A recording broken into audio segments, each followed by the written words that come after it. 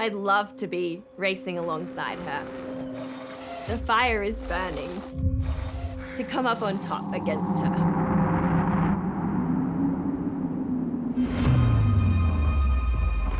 This is the first ever Collins Cup. All the greatest athletes are here. Team Europe, Team Internationals, Team US. For the first time in history, the road to the Collins Cup starts here.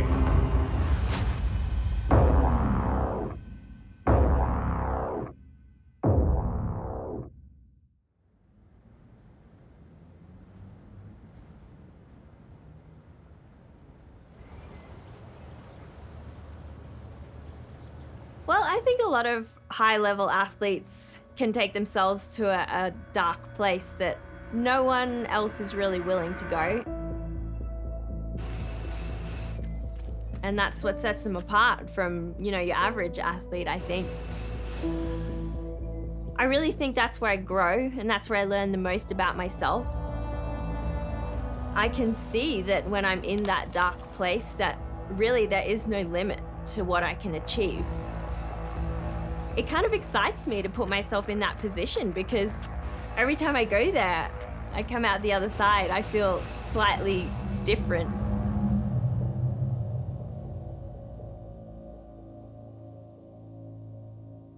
Is that weird?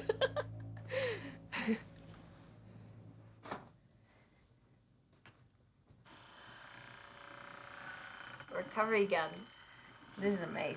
All the way through primary and high school, I really enjoyed field hockey.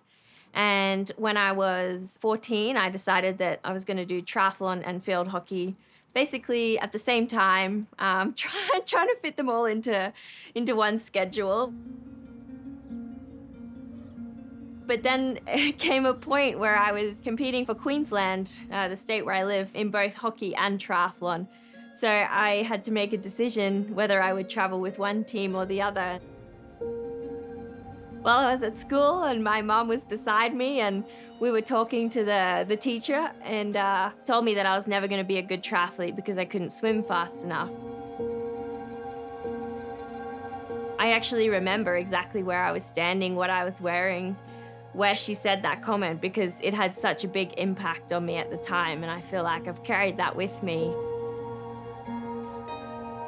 I mean, it wasn't an easy pill to swallow at the time, and Mum didn't really think anything of it, but for me at 15 years old, that meant a lot to me.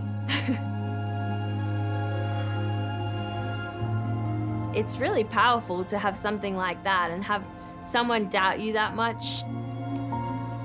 I'm actually grateful for that comment because I feel like that's a big part of where I am today. The doubters are what sets the fire. I've always been really stubborn, and I think that's where it comes from. I've always known what I wanted, and I'm willing to go after it. It drives me to want more.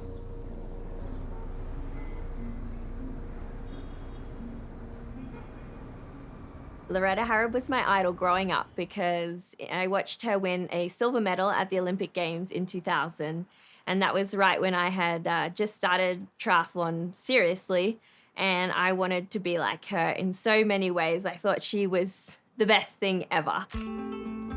I think she just had so many ideals and values that I wanted to have when I grew up. And then I had the opportunity to meet her later down the track, and she was as incredible as I wanted her to be.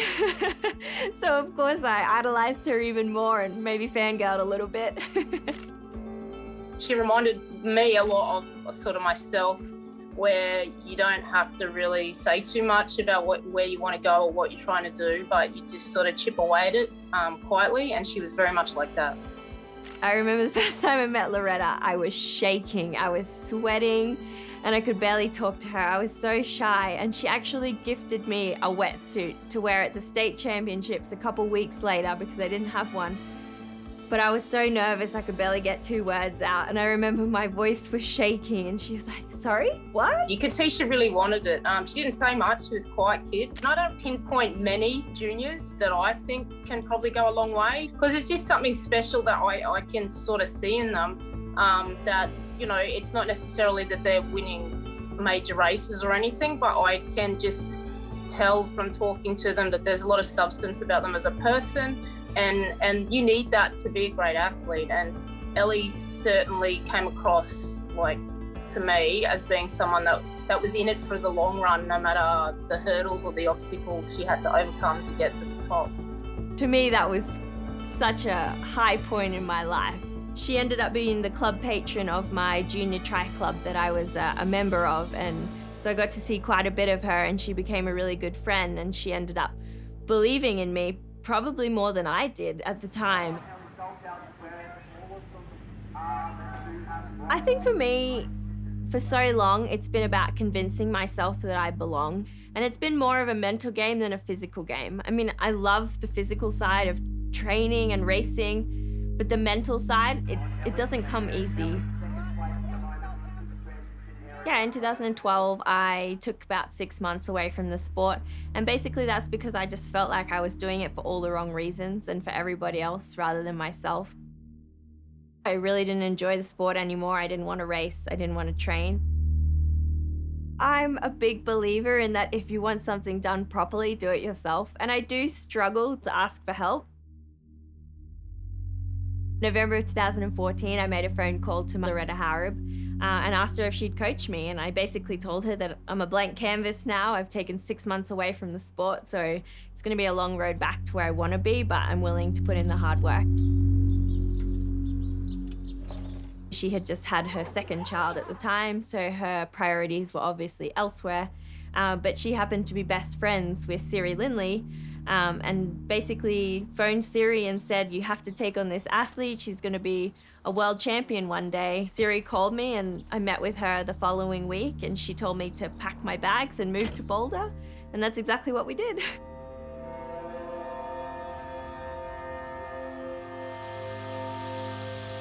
Loretta Harrop called me one day when I was running a training camp in Australia, and she said, "I've got this amazing girl that you're gonna love to coach." And I said, "Oh, Loretta, you know, I've got a full squad and I've got so much going on." She said, "Trust me, you don't want to say no."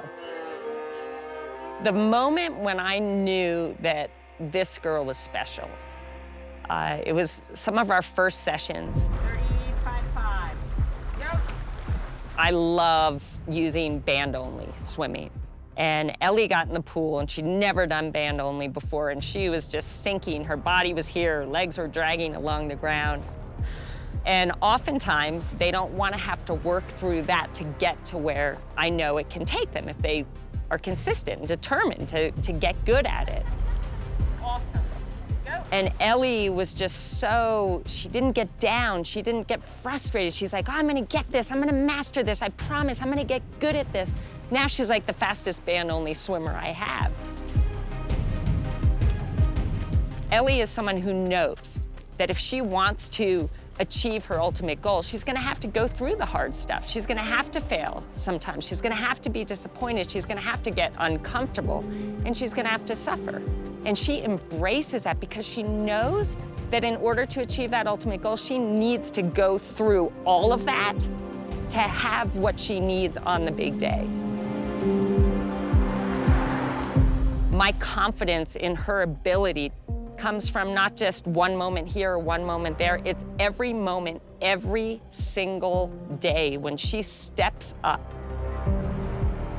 She has everything that I believe is necessary to become a champion. I think I'm physically strong in all three disciplines of triathlon. I feel like I still have to work a lot on not getting frazzled by other people, particularly in race week, and, you know, be able to be at peace with myself and not let other people affect my mental state. I feel like that's a huge win for me.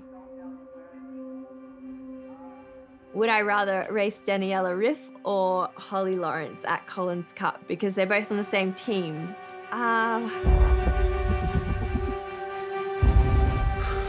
That's a really tough question.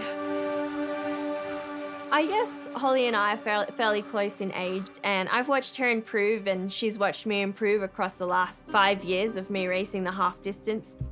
I feel like on the race course, we're both very strong, dominant personalities, and we just don't take any shit. We had an altercation on the race course at 70.3 World Champs in 2019, where some not very nice words were exchanged when I had a mechanical issue.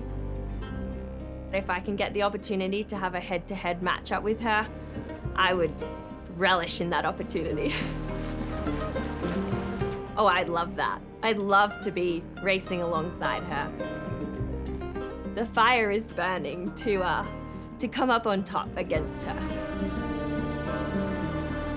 Neither of us are gonna back down.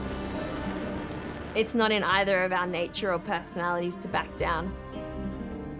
If we're on a start list, we're there to win, and I know that it's gonna be an incredible matchup. This girl knows how to work hard, she's passionate. I'm a former world champion, and I've coached a lot of athletes to incredible world championship crowns, Olympic medals, but Ellie Salthouse, this is gonna be my masterpiece. Winning the Collins Cup would be huge for me. We have the entire world with their eyes on us. All the best women in the world are gonna be on this start list. This is a lifelong goal of mine, and I will do anything to get it, and whatever it takes. I mean, I'd be scared of me. How badly I want it.